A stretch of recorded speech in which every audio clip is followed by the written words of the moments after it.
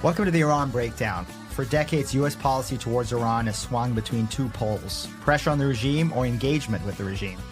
What it's almost never done is something different, systematically empower the Iranian people themselves. But history suggests there's another way. In the 1980s, Ronald Reagan faced a Soviet-backed dictatorship in Poland. Instead of invading, instead of toppling it by force, the United States supported an independent labor movement, funded dissident media, and waged an information war that helped bring down communism from within. That strategy helped Solidarity survive martial law, weaken Moscow's grip, and ultimately contributed to the peaceful collapse of the Eastern Bloc. An FDD research memo argues that this same model, pressure from the outside, support from the inside, offers a practical blueprint for dealing with the Islamic Republic today. So the question we're asking, can America help Iranians achieve freedom the way it once helped the Poles without another Middle Eastern war? To discuss this, I'm joined by the authors of that memo. Charlie Laderman is an historian of U.S. foreign policy, international relations, currently affiliated with the Foundation for Defense of Democracies. He has written extensively on Cold War strategy, American diplomacy, and the use of non-military tools to counter authoritarian regimes. He's an associate professor at the Hamilton Center at the University of Florida. And Nazee Moinian's focus is on the intersection of Iranian history and politics and how Iran's ancient history is one of its charms and also one of its challenges. She's looked at how Iran's ancient civilization offers hope and why in this rapidly changing environment it also hampers bold change. She's an associate fellow at the Middle East Institute in Washington and an advisor to INSS in Tel Aviv, Israel. Together, they've written an important FDD paper titled Freedom for Iran, Learning from U.S. Support for Polish Anti-Communists in the 1980s. I'm your host, Mark Dubowitz, and this is the Iran Breakdown, so let's break it down. Charlie, Nazee, welcome. Thank you for having me. Thank you for having us. Wonderful to have you guys on. So you wrote a very important paper, and we're obviously going to dig into the details, but I want to just frame the big picture at sort of 30,000 feet. Your memo argues that President Reagan's Poland policy, and maybe his overall policy against the Soviet Union, really offers a roadmap for Iran today. Maybe, Charlie, I want to start with you. Single biggest lesson that American policymakers should take from the Solidarity experience? Well, thank you so much for having us on, first of all, at this critical moment in US-Iran relations. I'd say the most important aspect of this is that revanchist revolutionary regimes are inherently unstable and weak, however they present themselves to the outside world, and that true realpolitik recognizes that states aren't just black boxes, that any regime that denies their people's most basic aspirations are intrinsically vulnerable. And this is something that every realist, every statesman has recognized since Machiavelli. And the Reagan administration recognized this. They recognized that the Soviet system was weak, it was sclerotic, and that was their greatest vulnerability.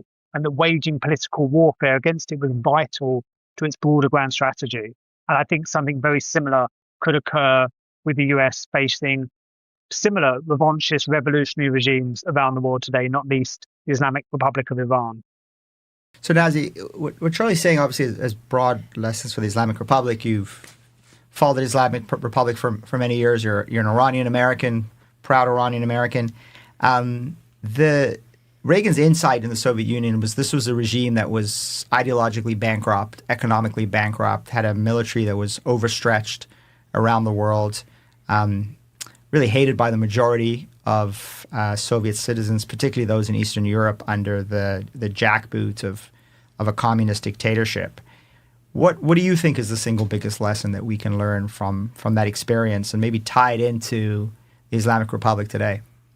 Thank you, Mark, again for having both of us, and it's great to talk about this paper. It's been a delight to work with Charlie to write it, and I'm happy that we're discussing it now because I think this is one of the best times to discuss this. We are at a precipice of change in Iran, and there's so many lessons that could be applied. I think the lessons are manifold, actually. I think lifting the veil off the autocratic regimes to see what's really happening inside the country. What are the citizens asking for? What are their aspirations? Where the weaknesses are? Instead of repeating the narrative that the regime repeats about itself, about its adversaries, about America, about Israel, and actually about the hapless Shah. I've found myself many times in discussions where I had to defend his position I came to admiring his foreign policy when I was writing my dissertation paper. I delved into archives in London, the foreign offices in London, and also State Department here in America. And I found that he was a true patriot.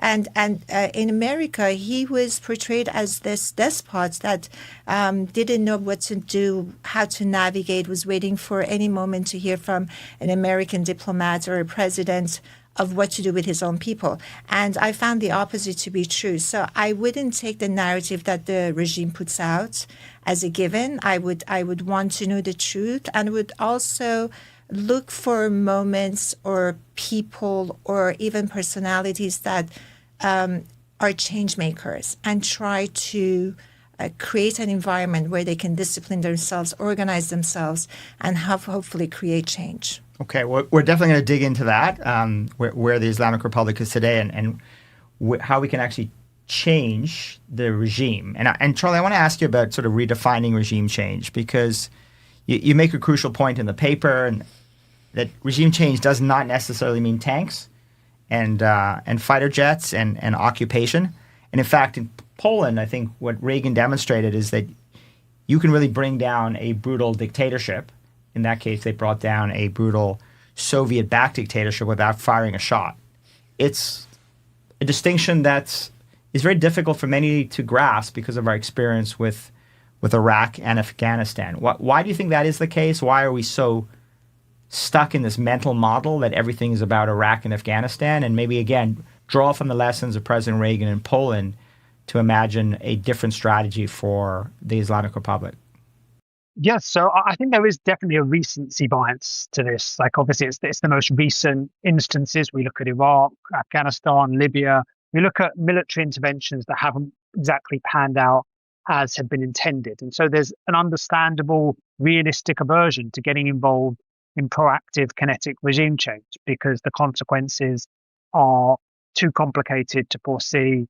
And the sense is that this might lead to resentment both at home and in the target country as well. So there's an understandable aversion to this. But I think that term, as you mentioned, regime change, has been defined very narrowly. And the Islamic Republic of Iran had been really adept at playing on that, not least as they were largely responsible for how things turned out a lot of the time in Iraq, with their attacks on not just American troops, but also on Iraqi civilians to further their own agenda. But they've also made it clear that any change or even modification in their behavior constitutes regime change. They constantly parrot that line. And I think as a result, that has been internalized within the US as well, that this sense that anything that sort of shifts their behavior constitutes regime change. And I think if we take a broader historical perspective on this, and the Reagan administration provides an example of this,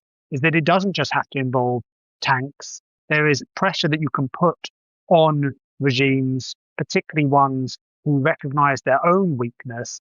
And ultimately, when it comes to pressure on a regime, particularly one that relies on repression, that is their number one fear, is this internal security, domestic security that they are facing from their own population. So by not putting that pressure on these regimes when we're negotiating with them, we have essentially engaged in ideological unilateral disarmament against regimes that have no opposition to engaging in regime change in our own countries, whether that's across the Middle East, whether that's in the United States, or their interventions overseas in Europe as well. I mean, this is a regime that constantly tries to influence domestic politics in other countries while constantly shouting about regime change in their own country. What's interesting to me, Charlie, is that, and I think it was one of the striking themes in your paper, is that, Reagan engaged in both pressure and diplomacy. While negotiating arms control agreements with the Soviet Union, he was working on undermining Soviet control of Eastern Europe, and through economic power and undermining the Red Army across the world, certainly using political warfare and the power of the pulpit. But he was negotiating while undermining. And we're in a situation now with the Islamic Republic where President Reagan is echoing in the Middle East and in 2026 with President Trump's strategy, right? He's got this armada now that he's assembled in the Middle East. He's threatening to use American military power, as he did last June during the 12-Day War. At the same time, he sent Jared Kushner, Steve Witkoff to go negotiate with Foreign Minister Arakci on a deal. So I guess the question is, and he's getting criticized for it. I mean, I think many of us are very worried about negotiating with this Islamic Republic, and yet Reagan balanced these two goals. Any sort of insights in what the Reagan strategy should teach us about dealing with Tehran today? Yeah, I think for a long time, scholars and analysts at the time found it very hard to understand these two Reagans as they saw it. This person who, during the 1970s, hammered away at Henry Kissinger for a détente policy, as a sense that was legitimizing the Soviet regime, but then he gets into office, and by the end of his administration, he's willing to engage in negotiations. So the sense was, well, how do you combine those two things? And I think what's clear is that for Reagan, they were always intrinsically linked. There was a sequential element to this, that in order to negotiate with these regimes, you have to do so from a position of strength. And Reagan is saying this really from the 70s on his radio shows. He has a wonderful line where he says, a little less détente and more encouragement to the dissenters might be worth a lot of armored division. So there's a sense that he recognizes from a very early point that actually, as we've been talking about, the greatest weakness of these regimes is the pressure from within, that actually you will find allies within those regimes, and that puts these regimes under a huge amount of pressure. And so what he does is this build-up of American military power, this strategy of checking Soviet external expansion, but then coupling that with very prudent support for those struggling for these basic rights behind the Iron Curtain. He recognizes that this is a fundamentally just a sequential strategy. You start with one, and as a result, your negotiations are going to be far more effective. And just before he leaves office, his last meeting with Gorbachev, just before he goes, he tells the press, he says that really the Soviets only get down to serious negotiations after they're convinced that their counterparts have no illusions about their system and their regime.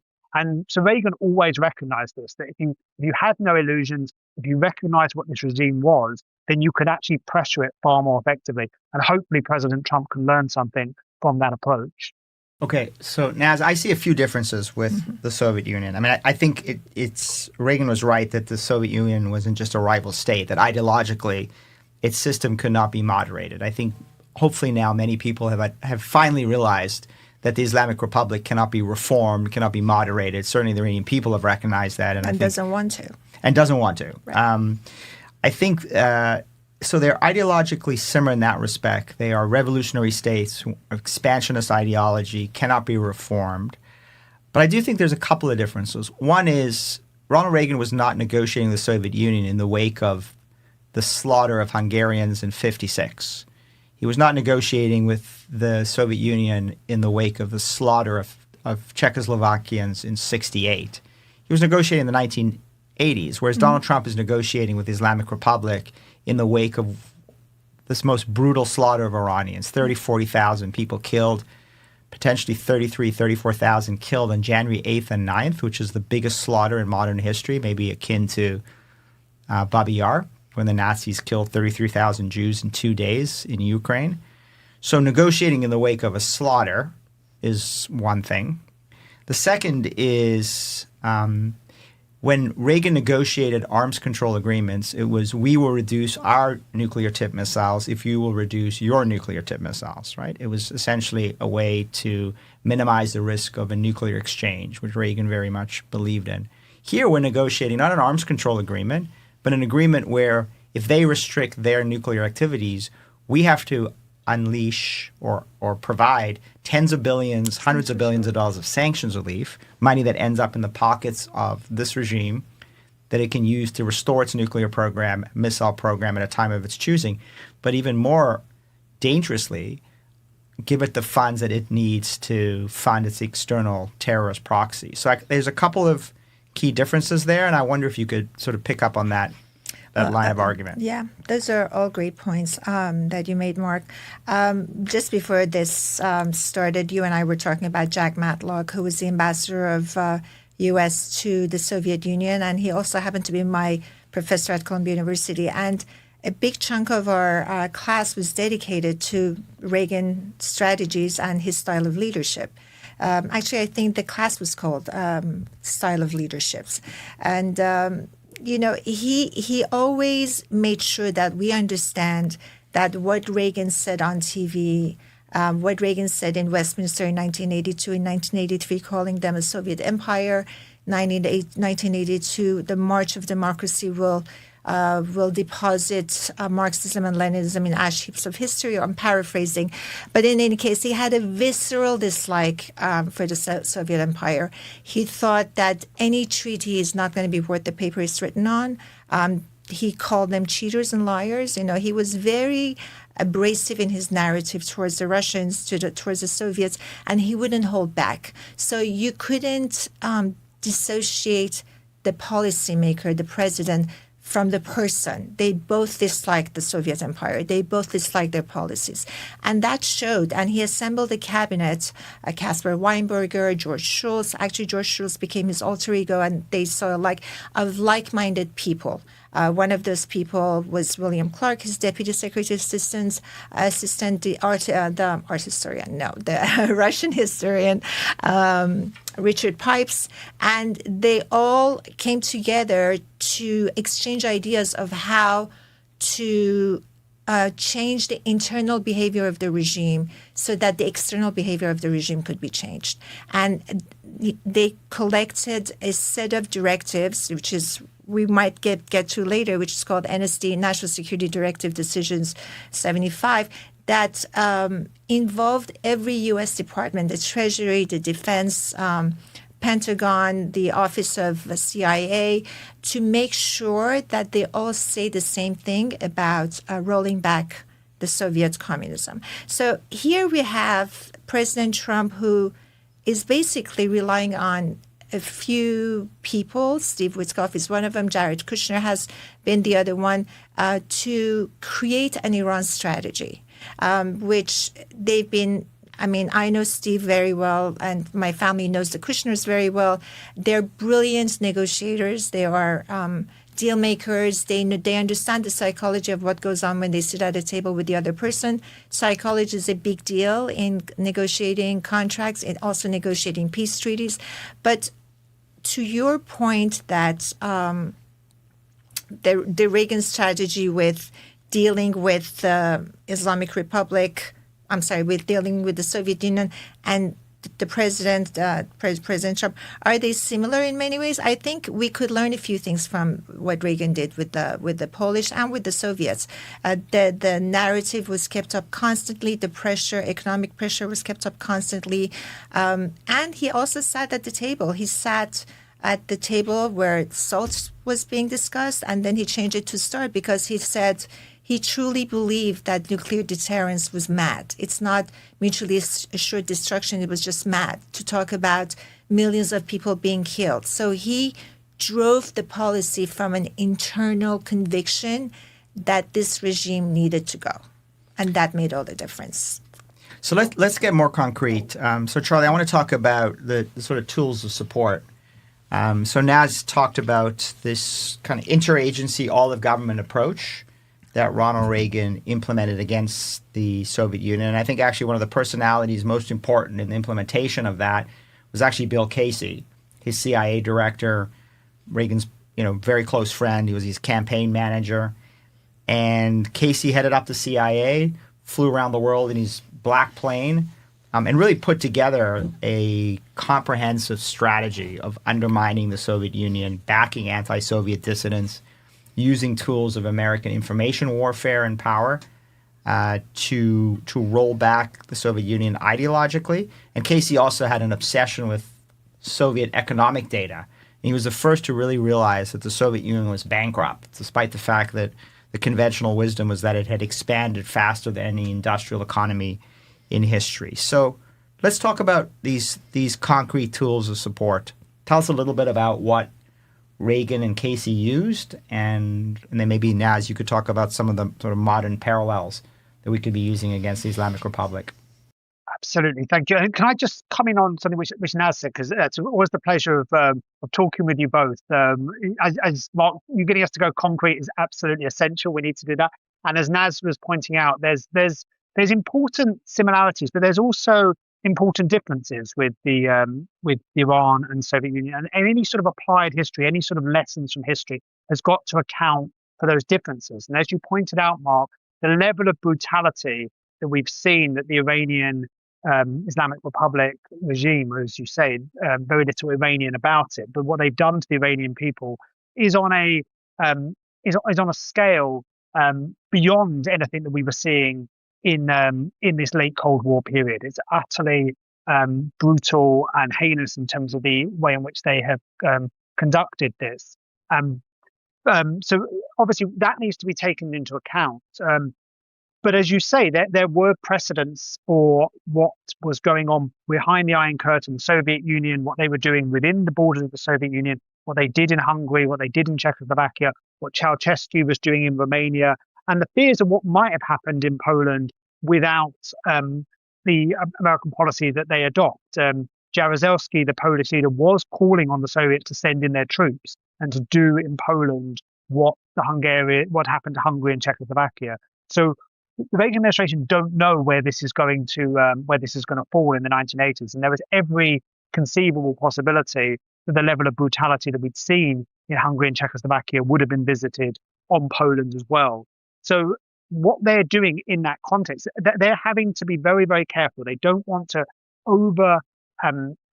they don't want to promise too much. They know what happened with the Hungarians, who'd felt extremely disillusioned by feeling like they'd been led up the garden path towards revolution and then hadn't been supported.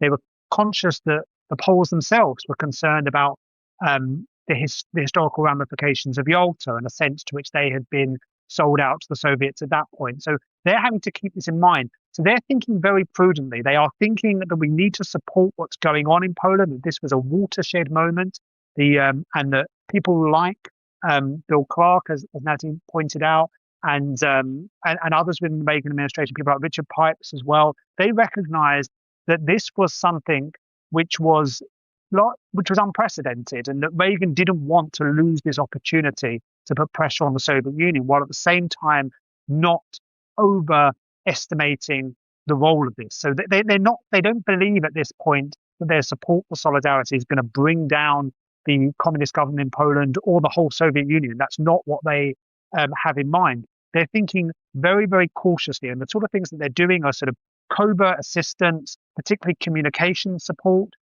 for labor unions. There's the National Endowment for Democracy that's coming out of Congress. There's Radio Free Europe, and there's the rhetorical bully pulpit that you mentioned as well. And all of these things are to ensure that there's financial support, logistical support, to ensure that the solidarity movement isn't completely crushed. They need to keep it alive. They need to provide economic support, and they need to provide rhetorical support. But they are clear that there are limitations at that point for what the US can do militarily at that time, even while at the same time you have sanctions, you have really pressure on the Soviet Union and the wider Eastern Bloc in terms of its energy resources. And so they can do that sort of thing, but they can't militarily intervene at this point. They just need to keep solidarity alive as a pressure point on the regime and to ensure that the communist forces can't completely crush the Polish people. So Naz, Charlie's talking about some of the support tools. I thought it was really interesting in your paper. I hadn't heard about it before. This little-known CIA program called QR Helpful. It was about $20 million, and it really kept the Polish opposition functioning under martial law. Tell me, if you were designing QR Helpful for Iran, what would it actually look like? And I also want you, if you could, comment on Charlie's historical insight that the Reagan administration was actually very cautious in not wanting to overpromise and underdeliver to the Polish opposition after 56 in Hungary, where really Hungarians thought the U.S. had their backs, and it turned out they didn't, and they were slaughtered in the streets. Yeah. Well, this sounds familiar, doesn't it? Yeah, it With does. President Trump Yeah. promising that the U.S. has the backs of Iranians, help is on the way, take over your institutions, and then Iranians getting slaughtered on the streets by this regime. So maybe comment on QR helpful, but it's also sort of the, I think, eerie kind of modern echoes that we're actually seeing in recent months. Well, I want to differentiate between 56 and now. I think the impression that the Hungarians had in 56 was through an interpretation of the office of the presidency, of the American presidency. It was never, we're coming militarily to help you. It was always some kind of a hint that, you will be successful, you will be running your own country. It was all these messages of hope, but it was never a deliberate message of the U.S. military is coming to intervene and support you. But the difference in this case is that actually our President Trump has said in 8 or 9 times, concrete help is on the way, guns locked and loaded. And I think I'm an American. I'm an Iranian, but I'm an American. My loyalty is to this country.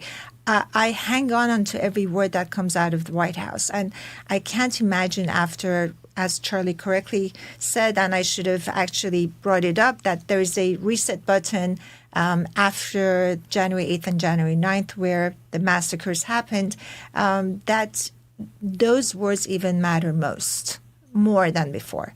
If the most powerful person in the world says, hang on, take over your institutions, help is on the way, I'm led to believe that they will do as they promised. And I'm holding out the hope that the American president will come through on his promise. So first of all, QR helpful should have been named QR very helpful because it ended up actually to a series of events that toppled the Soviet power in Poland. If I were to design a QR helpful for the Iranian regime to either collapse under the weight of its own contradictions or incompetence, I would really exploit the weaknesses of the regime.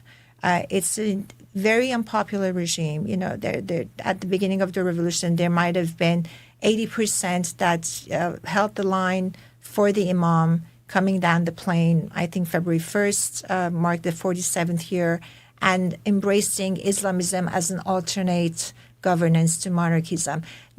That number has shrunk to 20%, maybe not even 20%. After the massacres, there's no survey done to see how many people actually support this regime. So I would empower the Iranian people, because that's probably the biggest weapon we have right now against the regime. We don't need much more than making sure that the organic uprisings that have happened every 10 years, 1999, 2009, 2019, and then from 2019, they basically never left the streets. It has become a battle of nationalism versus Islamism. And in my opinion, and history has shown as a historian, that nationalism has always won the day. I would create opportunities for Iranians on the street to be able to communicate with each other more carefully and more openly. They are already satellite dishes. That's when the internet is shut down, those don't work. But Elon Musk has done a great job at providing links to Starlink, but we need to do more of that. Maybe more Starlink dishes need to be sent, or Starlink pies. I'm not sure. Terminals. Yeah. Terminals. That's what it is. Also, one thing that is remarkably not looked upon as it should is that the regime's still sending out about 2.1 million barrels a day of oil. And that had come down to about 700 to 800,000 barrels under maximum pressure point 1.0. Well, actually, I'm gonna slightly correct you there, just because I follow this really closely. Yeah.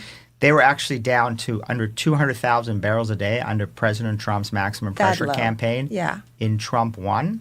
And as you say, they're up to 2 million barrels a day now, most of it going to China. Yes, 90% of the oil is going at deep discounts. I think that's an area where we could do better.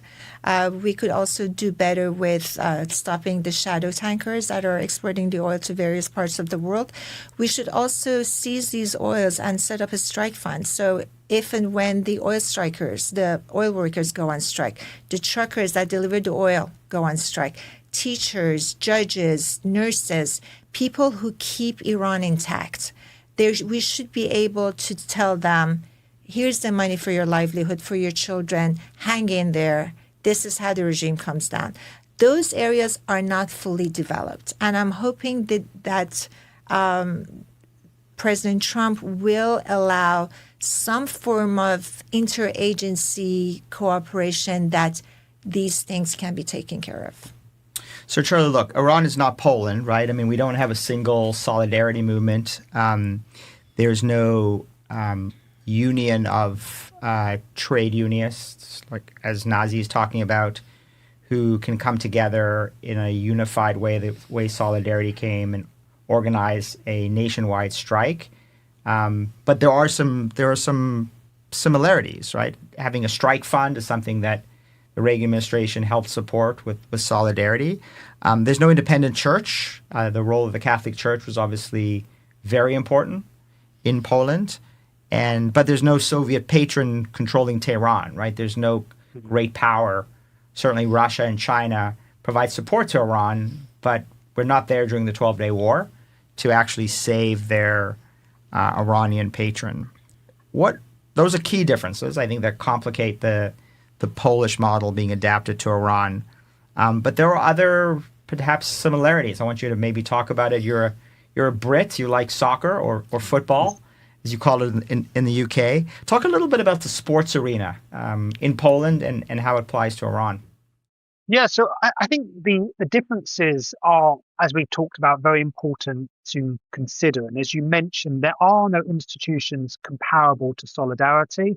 But as Nazee will be able to tell you better than I will, the Iranian history hasn't always required leaders to be at the forefront of social movements. If we go back to 1906 and the Constitutional Revolution, there's multiple leaders. The same thing happens with the Green Revolution, where Karabi and Masari become figureheads rather than necessarily the leaders. And there's been a wave of protest in contemporary Iran. So I think that sense that, that we shouldn't always seek out leaders, like they will emerge, and the opposition is quite profound to this regime, but also the role of the diaspora leadership. That was also the case with Poland in the 1980s as well. A lot of the funneling in of funds and literature was going through emigre Poles in Europe, and I think there's a similar role that the diaspora can play in Iran today. And as you say, that there isn't a religious institution that's comparable to the Catholic Church, but there are cultural forces that are really important. And soccer is one that the CIA really exploited in Poland in the 1980s. Now, as one thing I want to make completely clear, and as Nazee said, this requires empowerment from without. This is not sort of the intelligence forces playing the role of the opposition. And the most important book by Gregory Domba on the Polish Revolution is entitled Empowering Revolution. That's what the intelligence forces did. This was very much a homegrown organization, an organic movement in Poland in the same way that it is in Iran today. But the role of outside forces to help empower that can come through communications, but it can also come through these cultural forces. So what the CIA is able to do with Solidarity in Poland is that there is the role of having banners coming up on television that sort of that are championing Solidarity. There's also the sense to which when soccer matches are live on TV, when they hack into to Polish state television, you have sort of Solidarity lives coming up across the bottom of the screen. And if you look at Iran today, the soccer stadium has played a major role as a focal point for opposition to the regime. That started in the immediate aftermath of the way in which the Iranian regime tried to elevate what they saw as martyrs, whether that was in Lebanon or in Gaza, and Iranians chanting, saying, well, essentially, that they can shove their flag in a expletive you can put in there, that they can in a place where the sun doesn't shine, as they say. Yeah. So there's real opposition within the stadium, and you're getting chants against the regime. You're getting also the role of women within this as well. They see the fact that soccer stadiums, they're not being allowed into them. There's the Blue Girl protests when that occur. It's based around soccer stadiums, the brutality of the police forces in preventing Iranian women from entering into soccer stadiums. So the thing about soccer stadiums is it's a place where you can gather with large numbers of people, you can chant, and you aren't sort of identified as an individual, and you can really showcase opposition to the regime. And that happened in Poland, and it's happening in Iran today. And so these are really important ways that the regime can be undermined. And also when it comes to soccer, it's so important to the nationalist consciousness of Iranians that it's hard for the regime to completely suppress it. And it's no coincidence that many leading figures within the opposition movement are soccer players, like Ali Karimi and others. They have been figureheads of opposition to the regime. So, yeah, even if on the surface there are differences, there are ways in which opposition movements can seize control of these cultural institutions to really put pressure on the regime. So I want to ask you both about leadership, because I think your comment about Pahlavi and the Pahlavi dynasty, and certainly that gets to the question of Reza Pahlavi, the son of the Shah, the figure of Lech Walesa in Poland in solidarity.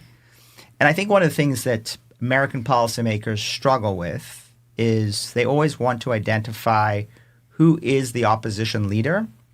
And the opposition leader should be in country leading the efforts, because they're always skeptical of opposition leaders on the outside. I mean, I think that's sort of a fair characterization of the prevailing assumption in this town. Let's talk about Poland and Iran. I mean, first Poland. Give us a sense of who is Lech Walesa? Where does he emerge from? By the way, how does he stay alive throughout the crackdown on solidarity to emerge as this key historical figure? Maybe, Charlie, let's start with you on Lech Walesa. And then, Naz, I want to come to you on Reza Pahlavi. And we'll talk a little bit about that, because I always remind my friends here in Washington that Ayatollah Khomeini led the revolution in '79, not from Tehran, but from the suburbs of Paris. Mm-hmm. So he was very successful in leading a revolution from outside the country. And that, I think, if there was actually an identifiable Iranian opposition leader today inside Iran, they would already be dead or in jail. So Lech Walesa, who is he, Charlie, and how did he stay alive?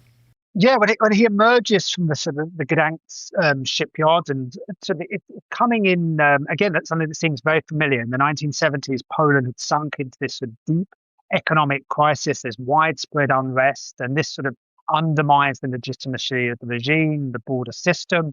And Walesa helps lead shipyard workers in Gdansk in going on strike. And initially, it's about securing the right to establish an independent trade union, which is where solidarity comes from. And they get as many as 10 million members. And the regime really feels, they fear for their stability. And as a result, that's when General Jaruzelski sort of takes matters into his own hands and replaces the civilian government in Poland with a military junta and declare martial law. And union leaders like Walesa are thrown into prison. So really what we see with the imposition of martial law is a regime that sort of, they initially are willing to sort of give some semblance that they are reforming, but then they take the time over the next year to 18 months to really sort of build up a system of repression. And when then they go in and impose martial law, they sort of round up thousands and put them into the prisons, and Walesa is included. So it's a severe and brutal crackdown. And Walesa is, he has established himself as a prominent figure. So it really puts pressure on the regime. There's a limit to what they can do to him. They try to portray him as the Iranians do today with opposition leaders as sort of this puppet of the West, and that this sort of being that he is just a figurehead for Western imperialism. But it doesn't work because Walesa has already sort of established this really strong hold on the imagination of the people of Poland. And so Walesa is able to sort of, he is in prison for much of this period, and then he's under house arrest. But because of his sort of hold on the Polish imagination, it's very difficult for the regime to sort of paint him just as this puppet. And really what we see is that there's limits to what he can do. The popularity of Solidarity, its membership, really declines in that period in the early 80s. And so the regime almost is able to sort of underestimate his potential significance. But as we talked about, the role of the intelligence forces in ensuring that Solidarity keeps going, that it's able to communicate with his members, and Walesa is able to communicate with those in his wider network is what sort of keeps him in the public eye throughout the 1980s.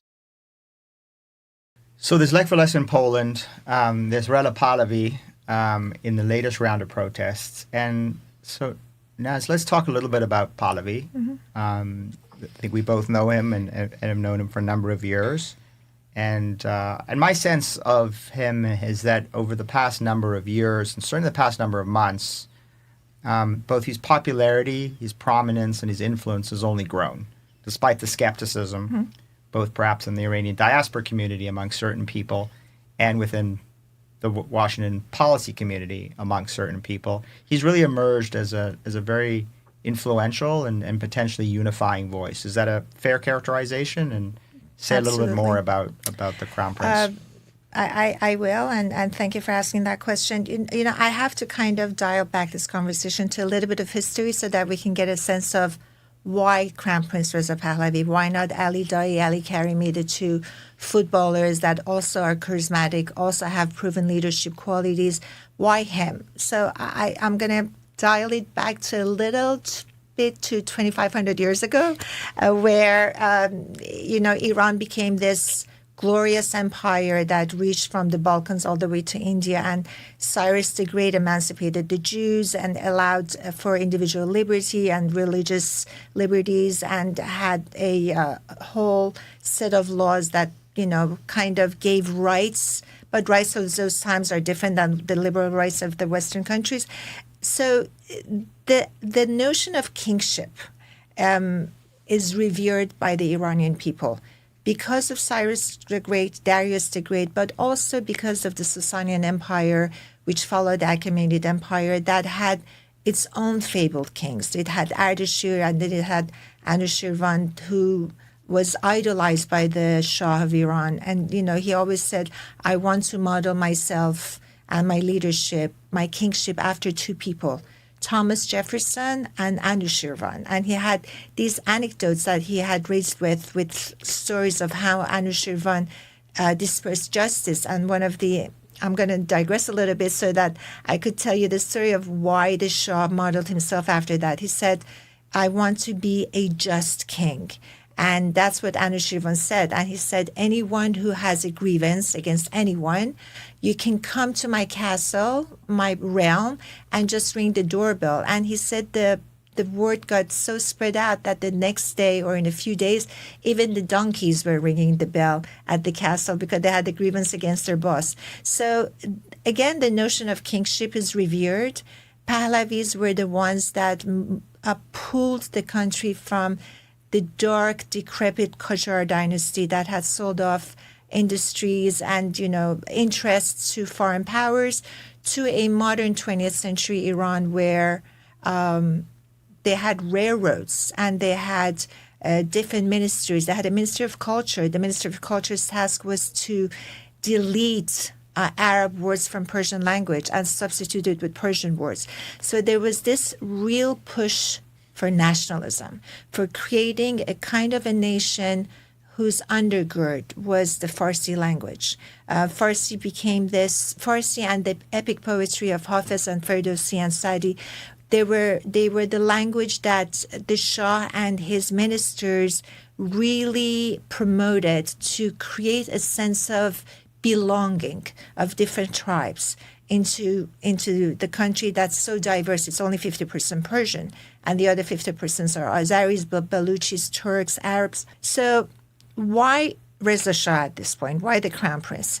The Crown Prince is looked upon as the continuity of the glory of Iran, is looked upon as the torchbearer of what Iran used to be 2,500 years ago, 2,000 years ago, and its traditions and cultures were usurped by the invasion of Islam in 632 and 7th century and became an Islamic country. So the nationalism that you see on Iran, the protesters that are on the streets are chanting the name of Reza Shah. Why?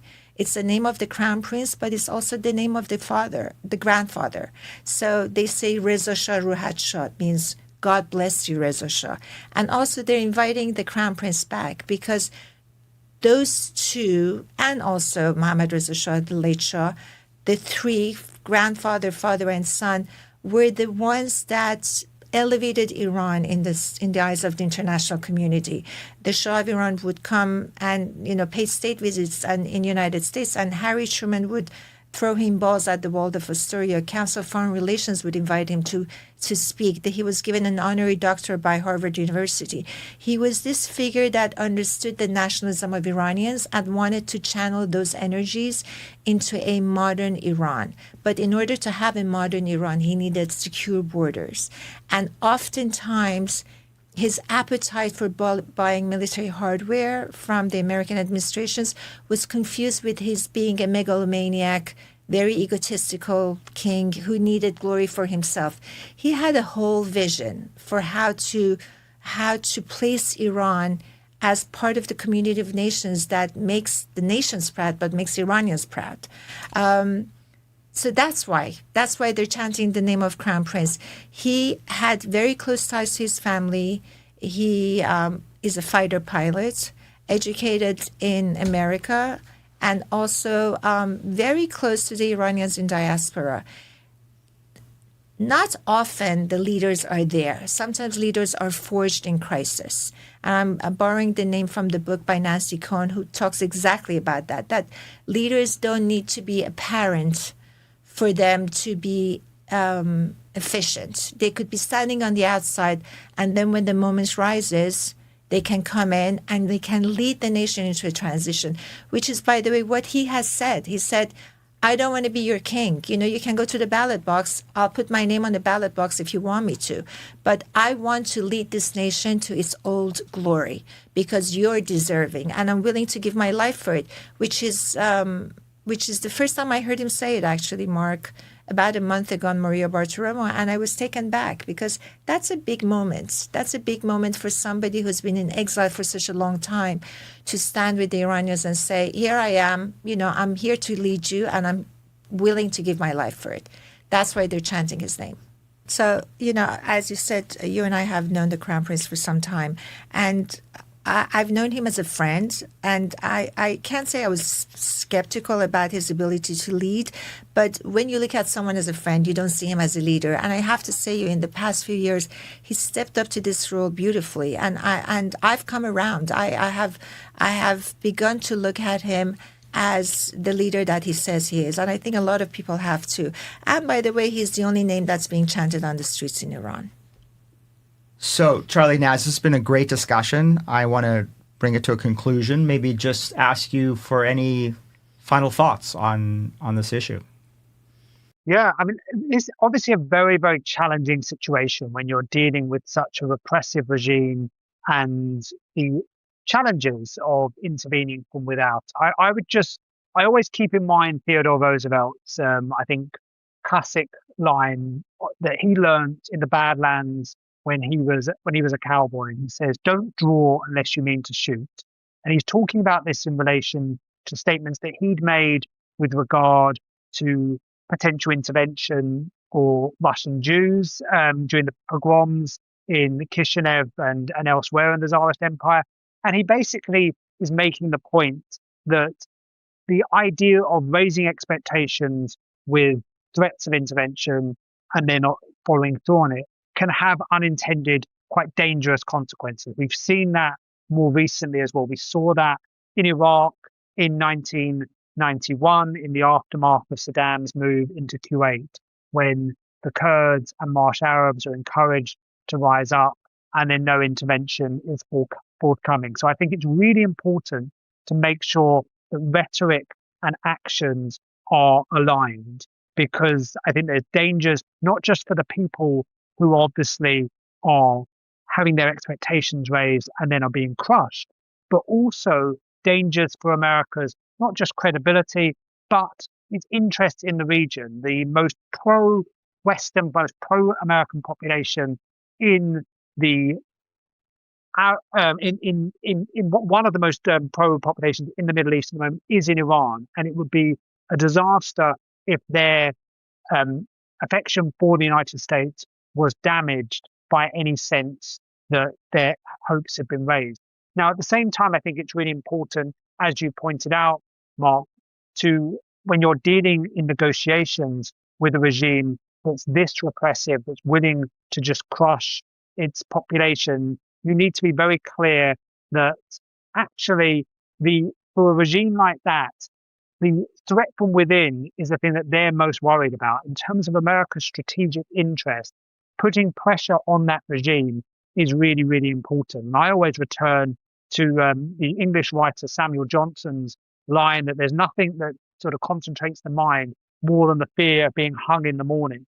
And I think for the leaders of repressive revolutionary regimes like the Islamic Republic, they wake up every day thinking that they could be hung in the morning by their population. And that's a huge leverage that we have over that regime in negotiations, and making sure that that threat is something that they are alive to, is both in terms of helping the population and from that repression, but also making clear that we don't engage in ideological disarmament with a regime that is constantly championing ideological revolutionary slogans against us and our friends. I think that's an important thing to bear in mind as well.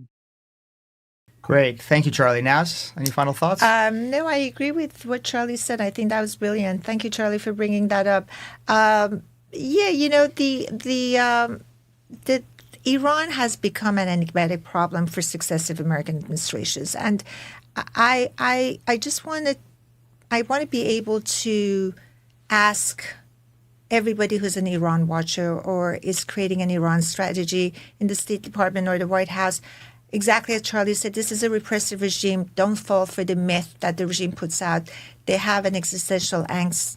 They're seeing the phantom axe on top of their head falling down, and they know that their days are numbered. So try to create the posture from the reality. Try to dispel the myths that have surrounded Iran and the Iran-U.S. relations. One of the myths that I know you've had my former boss as the Council of Foreign Relations, Ray, on this very show, talking about the myth of 1953, that CIA and MI6 basically took down the government of a democratically elected Prime Minister, Mossadegh. That's not the case. And America should not badger itself over the head with that guilt, which Madeleine Albright apologized for. It was in the purview. It was the constitutional right of the Shah to end the power of his prime minister, and the prime minister only had 6 more months to finish his job. What happened was that he ended it 6 months earlier. So don't worry about the myth of 1953. If regime change in Iran right now is a fear of replaying the dynamics of 1953 because we feel the guilt, there should be no guilt. Loy Henderson has written telegrams saying that he was the American ambassador during the 1953 showdown. I'm sitting by my window to the State Department, to Grady, that Iranians from all walks of life are marching in defense of the monarchy. It's not about what we did. It's about what the Iranians wanted. And he's trying to make that message clear. That message got lost. Another message that's getting lost is the myth of the Islamic regime being able to reform. They're not capable of reform, and they don't want to reform. The doctrine that the Islamic regime is founded upon by Ayatollah Khomeini envisions this regime as a catalyst for other countries around the world, Muslim and non-Muslim, to shackle the yokes of the secularity that has gripped the countries and invite an Islamic caliphate.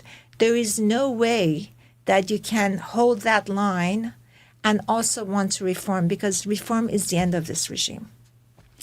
I think that's a great moment to end on. I think it's also worth reminding our listeners who know this that the so-called president of the Islamic Republic, the so-called reformist president, Pezeshkian, was the one who is fully supportive of the decision by Ali Khamenei to massacre Iranians. Yep. So much for that reformist. Yep. And as you said, the myth of 53, it was greatly exaggerated by Kermit Roosevelt, who was the CIA agent in Iran at the time, and that it had, bringing down Mossadegh had massive support. It did. Grassroots support. Grassroots support from the Bazaris, from the clerical establishment. In fact, the regime itself, the clerical establishment today, they're not the ones who actually even bring up 53. It's not even on their calendar. Not even on their calendar. It's certainly not on their radar. And it's very much a fixation of often leftist academics and to obsess over guilt. And obsess over guilt. Because we and are by Americans. The way, Kermit Roosevelt was not even regarded highly within his own circle. So, every time that he put out a note about the operation of 1953, he was ridiculed within his own circle. And I think just as a final thing to point out that's important, what we're suggesting in our paper is not to subvert the democratic will or the will of the Iranian population. What we have talked about is empowering the Iranian people against what is an alien, transnational, repressive ideology that's imposed upon them, that is not Iranian, but is essentially an alien body in their body politic. And empowering them is not about subverting their democratic will. And that's exactly what happened in Poland. And on that note, guys, thank you. Thank you for your great paper and your great contribution. Thank you, Charlie. Thank you, Nazee. Pleasure to work with you. Same. Always important to have historical perspectives on contemporary realities. She does not necessarily repeat, but it often echoes and rhymes. So this kind of historical perspective is always critical. So thank you both. Nazee, Charlie, thanks so much for both of you joining me today. The paper we discussed argues that America already has a model for confronting ideological dictatorships, one that avoids endless wars while standing firmly with oppressed peoples. Whether Washington is ready to apply that model to Iran is one of the most important foreign policy questions of our time. I'm Mark Dubowitz. This has been the Iran Breakdown. Until next time, when we break it down again.